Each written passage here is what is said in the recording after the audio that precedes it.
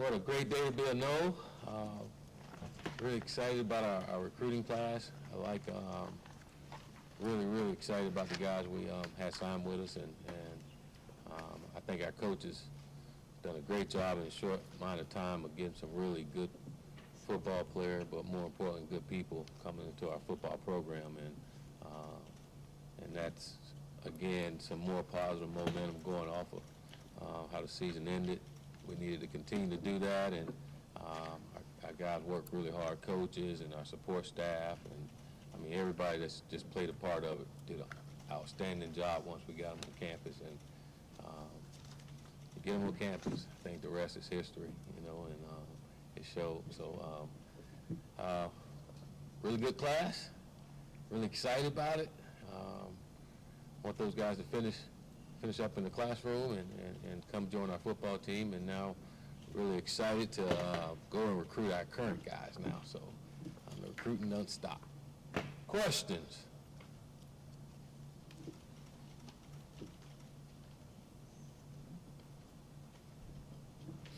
Hey, Coach, Gary Smith from the Florida Times Union. Kids have different talents, different positions, different heights and weights and everything, but is there one thing in common that you look for in a young man when you want to sign him to come play for you, and how close do these 20 kids as a group come to that ideal that you have? Yeah, I think a lot of things that's in common with all of them. They're highly driven, and probably the most common thing is that they really wanted to be here, you know, and that's important that we get guys that want to be here, and they all really good football players. We can see that when you turn on the film, but it's more important getting good people that really want to be here, and knowing that that's going to make a huge difference in the buy-in and what we want to do. So all those guys grew up wanting to be a no. They're good people and pretty good football players. So like I said, I think it's more of that than anything that's in common, that they really wanted to be here.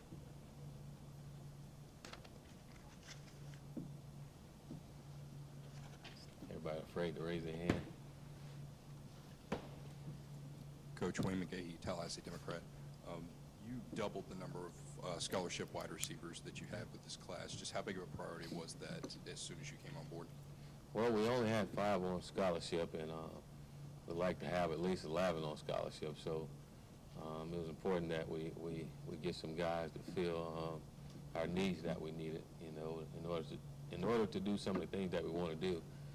It was important that we get some guys in the receiver position, and I'm really happy with the ones we landed. It was pretty cool. Kurt Weiler, Tallahassee Democrat. One of those guys, a lot of those guys are really highly touted, and then another guy, Keyshawn Helton, kind of got found late in that process. What stands out about him that kind of got on your radar? He's a winner. He's highly competitive. When you sit down and you talk with the young man, he's very confident in what he does, and you look at him and you think, oh, this little guy playing football, but when you turn on the film, he plays like he's a really big guy, and he plays with an attitude, you know, and he plays like he has something to prove, and like those kind of guys. But he's a really good person too, and has some bloodlines with the great Derrick Brooks.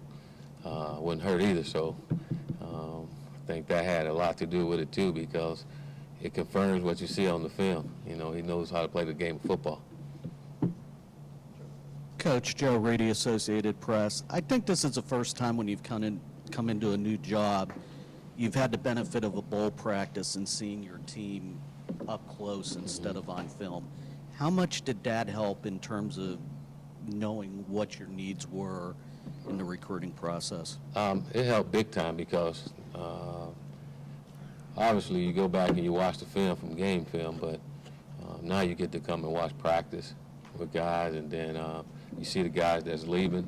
You know the guys that's leaving, and seeing what you're going to have to do to replace the system that you're trying to implement here. So that helped me big time as a first, and there's nothing better than watching guys practice, watching guys in meeting rooms, and then getting to know some of the guys, and they kind of giving you a heads up too that they're probably not going to be here, and and that helps you from knowing what you need and what you can get going forward. So, but watching the practice, seeing our guys, and seeing where we needed to go with our offense and defense, it was big for me personally, since I was kind of like the only one here. So.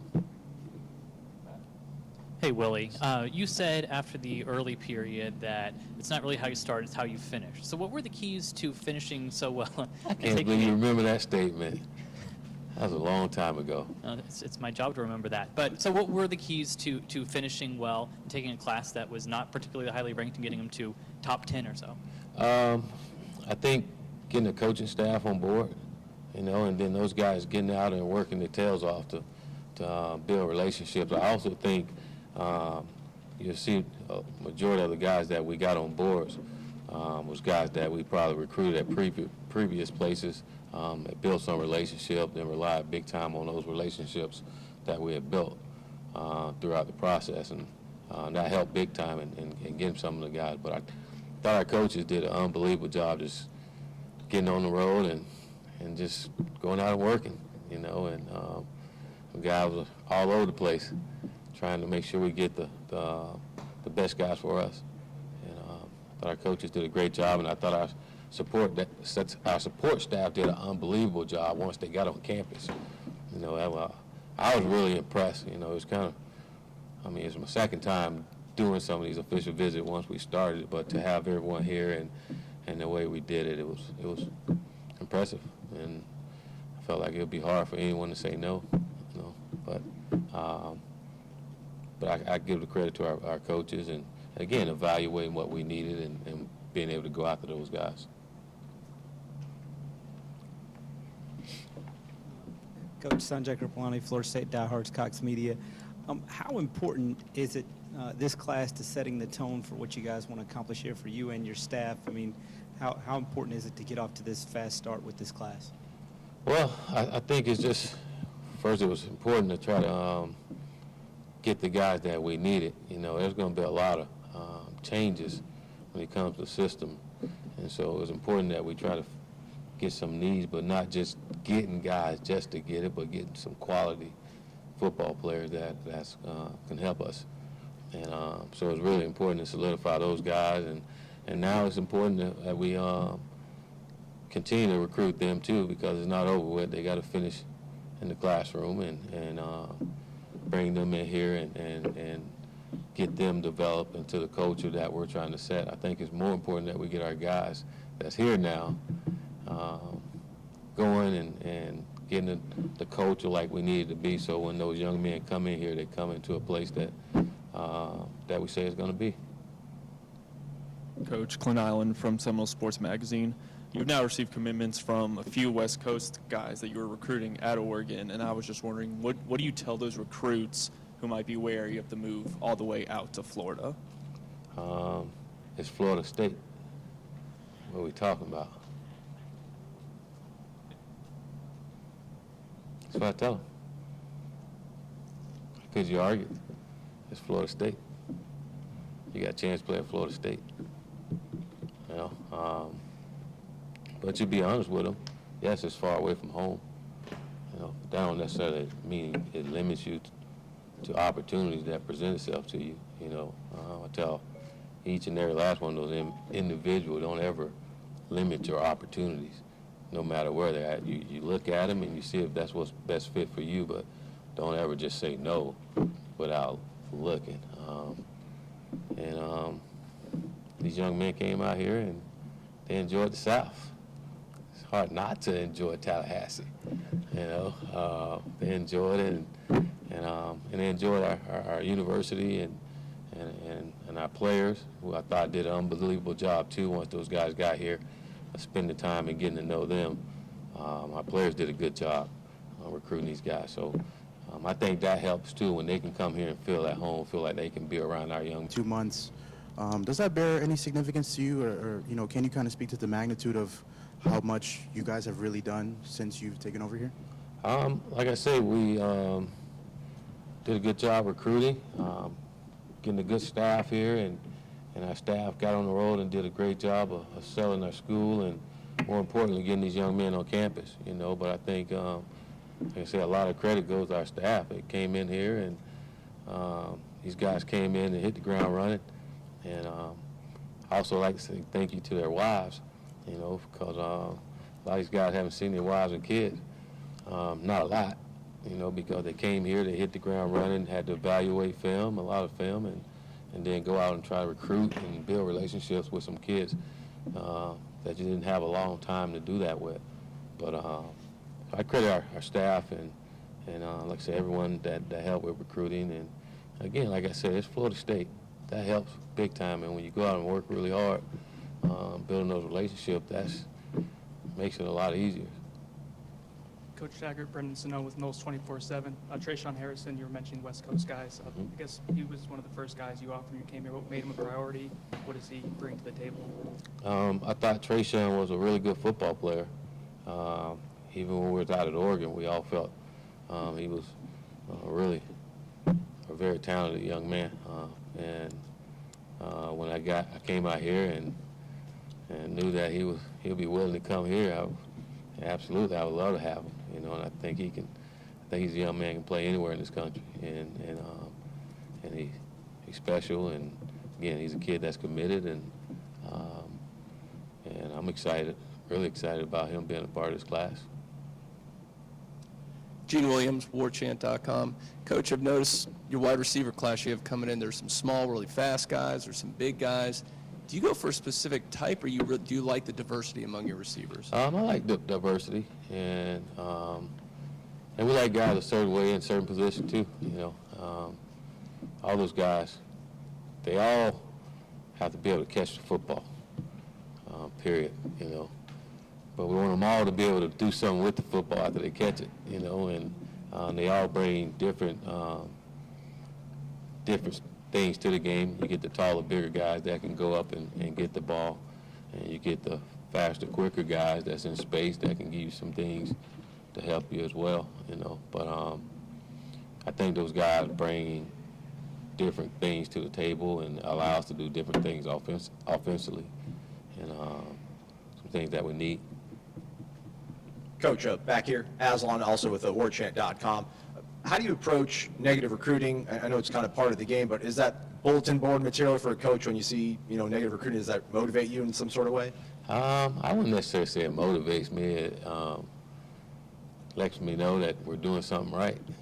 You know, if they wasn't doing that, then you're not doing anything. So kind of let me know our coach was out working and working really hard. So and you don't get into it, you know.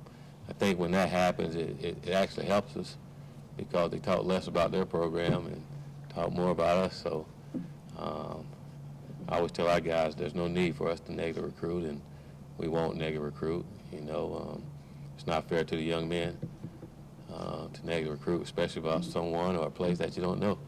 So it's part of it. I guess that's part of competition, and you compete and try to find a way, huh? But it's not fair to the kids, you know, so shouldn't do it. Willie, Tim Linnefelt with Seminoles.com. You were able to add a handful of defensive ends. Just curious how much of a priority it was to kind of bolster those ranks a little bit, and how do you see some of those guys fitting in? Again, because of the style of defense we're going to do, there was an area that we needed to get some guys in and thinking more in the future than anything and what we can do. I think each one of those individuals a really good football player, and I'm excited to get them here in training camp and allow them to come out and just compete because I think some of them have it in them where they're going to come in and try and take somebody's job, and it's going to be fun to watch. But like I said, they're very talented, position needs because of the system that we're running, and just really trying to build for the future, especially at that position. You can't, to me, have enough of those guys. Corey Clark, Warchant.com. Coach, had you ever heard of the Armwood curse? Had anybody told you about? I didn't until here recently. You know. What did you hear, and how were you able to land those two kids, and what kind of kids are you getting with those kids? I heard that Florida State could never get a kid from Armwood for whatever reason. And that was interesting. I didn't realize that either, but I think the way we were able to get them, talking about relationship, those kids, we had a relationship with them for like 3 years, you know, dating back at South Florida days that just continued, you know, and I mean, they know us. They can come here and tell everybody exactly what we're doing. They have been around so often. So I think you talking about relationship, that was really big, and those guys deciding to come to Florida State and talk about Warren Thompson Jr. He's a kid. He got a picture of him catching a ball in Doak Campbell when he was 7 years old. You know, it's like now, look where he's at now. It's pretty cool. But I think the relationships broke the curse, you know. So I think that's what 3 years of relationship finally broke the curse. Ooh. Coach, Michael Langston with Warchant.com. Your staff, including yourself, you guys did an amazing job really in a month and a half just developing relationships. But, you know, talk about your staff in general. I know Raymond Woody did a phenomenal job in certain areas, but talk about your staff in general and in the job they did. And then secondly, talk about the excitement for the 2019 class, because it seems like there's a lot of buzz right now. Yeah, we're all excited because we really wanted these guys and we really needed them, you know, and it's really cool to want and need guys, and you know that they can really play and help you out. And those, like I said, young men really wanted to be here, and it's really cool to have a staff that loves to recruit, you know, have a staff that loves to compete against each other. You know, I think that's the cool thing. You asked me how they did it is no one really wanted to be the weak link in the chain, and everybody went out and got out there. You know, it's pretty cool when you compete as a staff and try to do it at everything, you know. But got a group of men that care about the young people and care about the university and what our university is doing for all of us, and guys that want to put this program back to where we all know it should be. Coach, over here. Can you talk a little bit about Xavier Peters and the process of landing him? Because Southwest Ohio, I mean, that's Kentucky, Ohio State, UC, not a real rich ACC recruiting ground. Well, I think, again, in this class and the time that we've got here, I think you see in our recruiting, a lot of it was off of relationships, you know. There's a point at time in Oregon where we had reached out and talked with Xavier, you know, and Coach Harlan been at Michigan State, who's from Cincinnati. He had been recruiting there as well. So I think when you see things like that, again, it goes back to having some relationships and having a relationship with good football players that can help us. Will, you've touched on the relationships at several different times. So how much of a factor in getting 4 kids from Pasco or Hillsborough was the relationships versus how much is maybe a concerted effort from you guys to recruit that area? And that's the most FSU's landed from that area in 35 years. I think it's both. Like I say, I talk about Warren Thompson and Malcolm Lamar. The same thing goes with Isaiah Bowden from there, you know, and even Chaz Neal. All those guys we knew when we were there at South Florida, and that just helped tremendously. But then the effort everybody put into recruiting those guys, once we got here, again, a lot of it was staff recruiting. You know, it wasn't just an individual. It was pretty much the whole staff recruiting all these guys, and I think that played a big factor in what we were able to do. Coach, how do you and your assistants reassure players after recruiting them at one school and then recruiting them to another? What are some things you try to do in your recruiting pitch to let them know that your new school is now the right fit for you?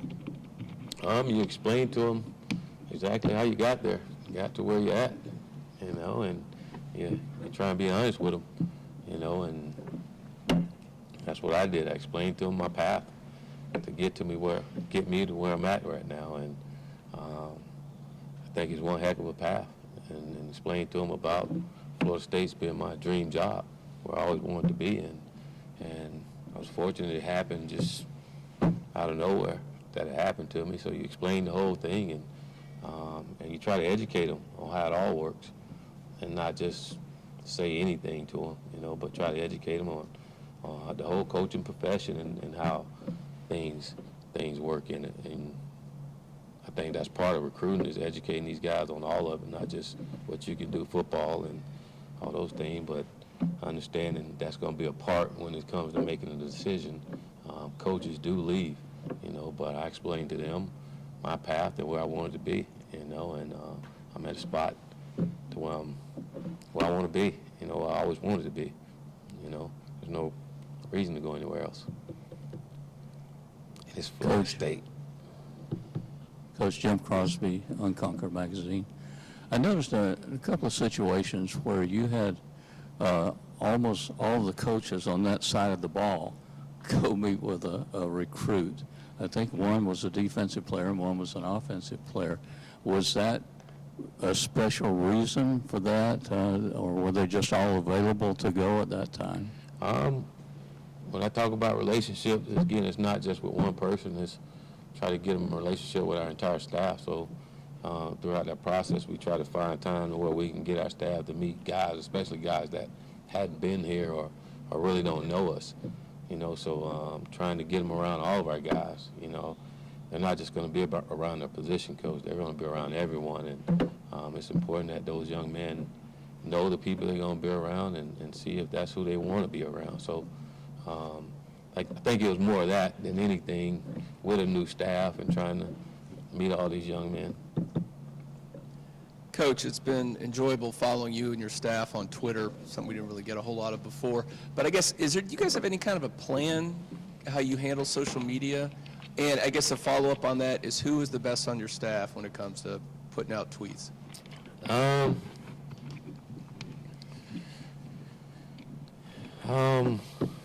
Who's the best? I couldn't tell you. Haven't been here long enough yet.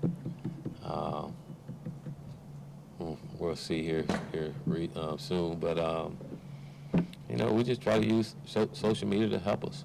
You know, it's a big part of recruiting now, and if you're not on it, you know, you'll get left behind. So that's how a lot of the young people communicate now, and you can get them better on social media than you can texting. I think that's crazy, because I know you get the same thing you watch on your phone, you know, but they'll respond to you on social media. So that's part of the world we live in now. So we got to use it. It helps us, you know, and not only with recruits, but it also helps us with our fan base and giving them information on what's going on. So always pretty cool to use it to help Florida State University. Coach, to dive in a little bit more on that, are there some networks you use a little bit more than others? Is it Twitter? Yeah, I now do that Snap and Instagram. That's too much for me. I just keep it really simple. Twitter. I know all the ins and outs. If I start trying to learn all that others, that's too much thinking, and I don't want to think that much. You know, Twitter's good for me. I have Facebook every now and then. I'll go on there, but usually it's Twitter. With the lyrics, the music lyrics you've been tweeting today, are these favorite songs of the players? Are you know, some of your own favorite songs? What has been the reaction that you've also seen from that? You know, in my other profession, I was a rapper. No, I'm just playing. You know, it was guys that, it was songs that those guys like, you know, so wanted to give them something they like that I knew would fire them up for the day. It's a great day. They were becoming a know, and just wanted to show them a little love. Welcome them to our beautiful place. Do you have a song to kind of recap today? Yeah, my song is In the Air Tonight, Phil Collins. Start the day off that way, gonna end the day off that way. Willie, one need you guys didn't fill was a quarterback. Could you just talk about the state of that position? You've got, obviously, DeAndre's banged up, and you don't have many guys at all. Just your approach going into this offseason. I think we have some guys. You know, we got DeAndre, we got, Bailey, and we got Blackman. We have some guys, you know, and you know, we have some really good doctors that's gonna continue to get Francois back up to par where he can come out and compete and do the things that he's capable of doing. And hopefully in spring ball he'll be able to do some 7-on-7 and things. But I think we have 2 other young men that can get the job done as well. You know, we would like to have signed a quarterback in this class, but I don't think it's the end of the world that we didn't sign one in this class. It's important that we sign one next year, and it'd be great having a whole year to make sure you get the right guy that's in here, because you have to be the right guy. All right, we got time for a couple more. Willie, when you sign coaches, when you get coaches so late in the process, what are the machinations for getting them on the recruiting trail? Do you tell them, hey, these are the 5 guys you need to call right now? Are they recruiting as soon as they agree to come to Florida State? Well, usually, the good thing, we had a lot of them here before we got back out on the road recruiting, so we're all able to sit around and evaluate the film, and so they'll know what they're watching and the guy they've seen and who they are, you know, and then we'll map out a schedule who we're going to go see and who's going to see them that week, you know, and I only get to see them once, so we try to be smart on when I do go and see the individual.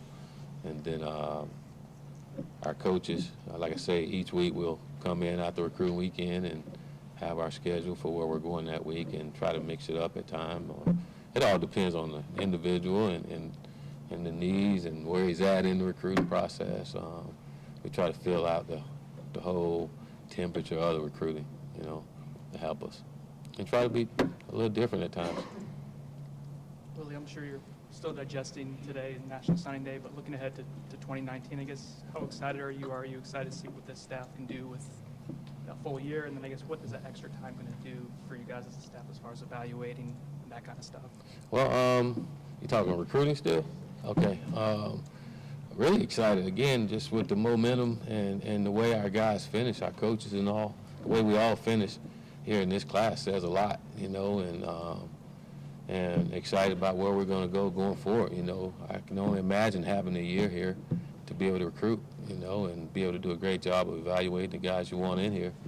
I can only imagine what that's going to be like. So really excited about that. I know our coaches are fired up about it. We're already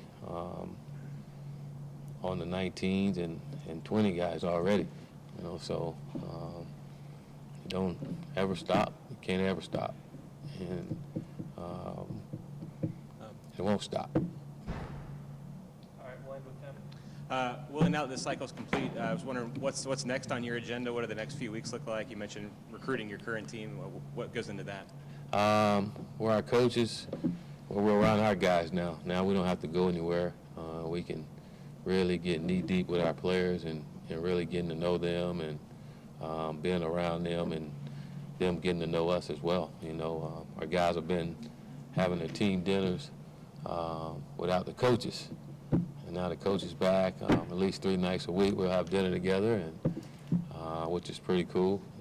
Good chance for us all to get to know each other a little better. And we have our morning workouts coming up that we're going to be able to be around our guys and get to know them out there too. So it's going to be a lot of getting to know each other and a lot of work over the next couple of months. And really excited about it because I think we have some good young men here that's really ready to right the ship and do right. And I'm excited about these individuals and really excited to see what they can do. You know, I know they're taking care of business right now. We got to continue to do that, and they can't wait to dive in the playbook.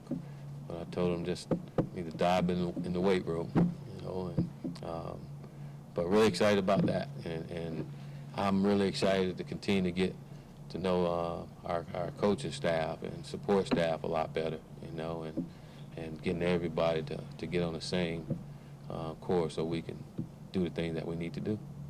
I know the next 4 days, okay, the next 4 days, Coach T taking his wife away from here, and we're going to enjoy each other. All right, thank you, Coach. Go Noles.